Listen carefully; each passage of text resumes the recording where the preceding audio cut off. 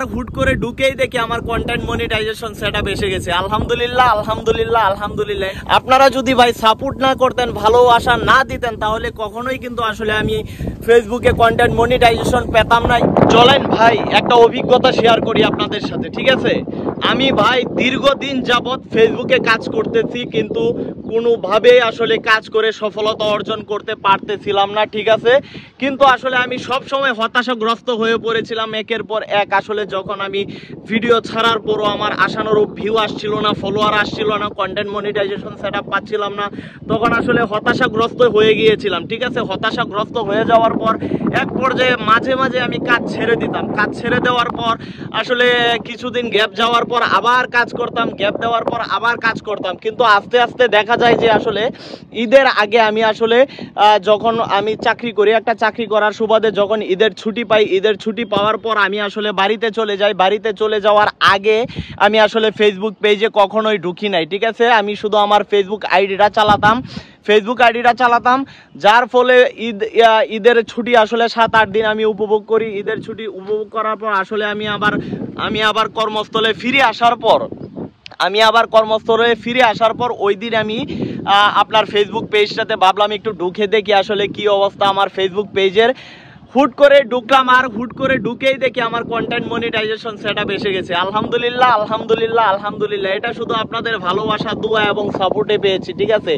আপনারা যদি ভাই সাপোর্ট না করতেন, ভালোবাসা না দিতেন, তাহলে কখনোই কিন্তু আসলে আমি ফেসবুকে কন্টেন্ট মনিটাইজেশন পেতাম না, ইনকাম করার সুযোগ আসলে কখনোই পেতাম না, ঠিক আছে?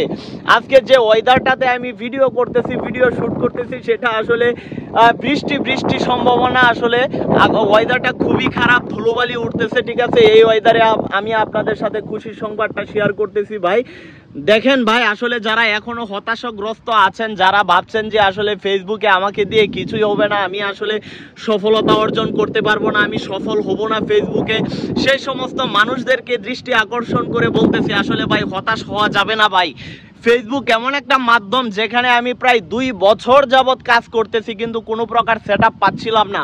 হুট করেই কিন্তু ফেসবুক আমাকে সেটআপ দিয়ে দিয়েছে, ঠিক আছে? আসলে কাকে কখন কিভাবে যে ফেসবুক কর্তৃপক্ষ সেটআপ দিবে সেটা আসলে আমরা কেউই জানি না, ঠিক আছে? শুধুমাত্র আপনাকে একটা কথা মনে রাখতে হবে, আপনাকে নিয়মিত কাজ করতে হবে, নিয়মিত ভিডিও আপলোড করতে হবে, নিয়মিত আপনাকে ফেসবুকে অ্যাক্টিভ থাকতে হবে, আপনার পেজে বা আপনার আইডিতে। আপনি যদি আইডিতে কাজ করেন, আইডিতে অ্যাক্টিভ থাকতে হবে। আপনি যদি পেজে কাজ করেন, তাহলে আপনার পেজে অ্যাক্টিভ থাকতে হবে। এই হচ্ছে বিষয়। আর আরেকটা বিষয় আপনাদেরকে জানিয়ে রাখি, শুধুমাত্র ভিডিও আপলোড করলেই হবে না। আপনার ভিডিও আপলোড করার সাথে সাথে আপনাকে কিন্তু মার্কেটিংয়ে নেমে পড়তে হবে। মার্কেটিংটা কেমন আপনাদেরকে একটু বুঝাই। আপনারা যদি আপনাদের ভিডিওটা পোস্ট করার পর আপনারা যদি অন্যের ভিডিওতে গিয়ে লাইক কমেন্ট না করেন, তাহলে অন্য কেউ কিন্তু আপনার ভিডিও এসে দেখবে না, ঠিক আছে? আপনি যদি অন্যের ভিডিওতে লাইক কমেন্ট করেন, সেক্ষেত্রে দেখা যাবে অন্য যারা রয়েছে, যাদেরকে আপনি লাইক কমেন্ট করছেন, সেই মানুষগুলা কিন্তু আপনার ভিডিওতে এসে লাইক কমেন্ট করবে, ঠিক আছে? এভাবেই কিন্তু আপনার ফলোয়ার বাড়বে, আপনার ভিউয়ার্স বাড়বে, আপনার ভিডিওতে ভিউ বাড়বে, ঠিক আছে? এভাবেই কিন্তু আপনার ভিডিওটা একটা সময় দেখবেন যে ভাইরাল হয়ে গিয়েছে, ঠিক আছে? এভাবেই আসলে কাজ করে যেতে হবে।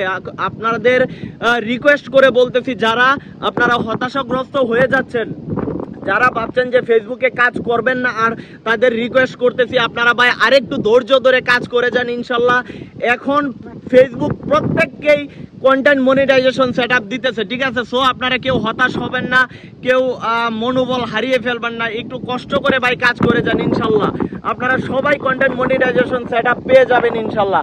তো এই ছিল আজকের ভিডিও। দেখা হবে অন্য কোনো ভিডিওতে। সে অবধি ভালো থাকুন, সুস্থ থাকুন। আল্লাহ হাফেজ।